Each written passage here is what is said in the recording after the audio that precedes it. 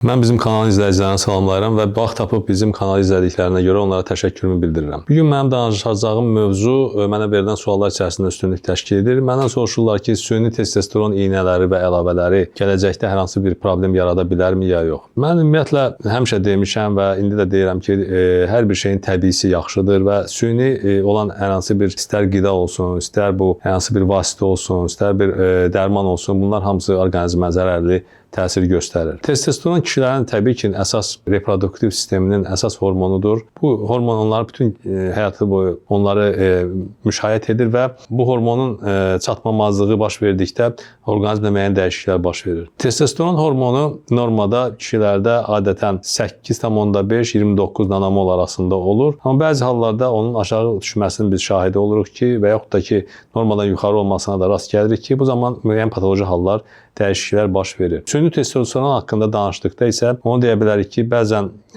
bizim pasientlərin bir qismi həkimdən izinsiz, həkimdən xəbərsiz həmin o testosteron iynələrindən istifadə edirlər. Çox vaxtda bunu idmanla məşğul olanlar edir və onlar süni şəkildə əzələ kütləsini artırmağa çalışırlar və nəticədə müvəqqəti bir dəyişikliklər əldə etsələr də, əzələ kütləsinin şişirməsinə nail olsalar da, bir müddətdən sonra bu insanlarda əzələ yenidən əvvəlki vəziyyətinə qayıdır. Çünki vurulan testosteron sünidir və o bir müddətdən sonra sorularaq yox olur. Onun amma gələcəkdə göstərdiyi fəsadlar isə çox acınacaqlıdır. Çünki həmin şəxslərdə gələcəkdə spermatozoidlərin aktivliyinin aşağı düşməsi, potensiyanın pozulması kimi hallara da biz rast gəlirik. Məhz buna görə də istənilən bir dərman vasitəsi və yaxud hormonlardan həkimin icazəsi olmadan istifadə etmək qəti qadağandır. Bunu deməkdə məqsədim odur ki, bizim gənclər, bizim cavanlar testosteronla biraz ehtiyatlı olsunlar. Testosteronu onlar çalışsınlar ki, təbii yolla qaldırsınlar. Yəni ki, normal düzgün idman məşqləri, bundan başqa normal qidalanma, normal həyat tərzi, düzgün həyat tərzi sonda normal testosteronun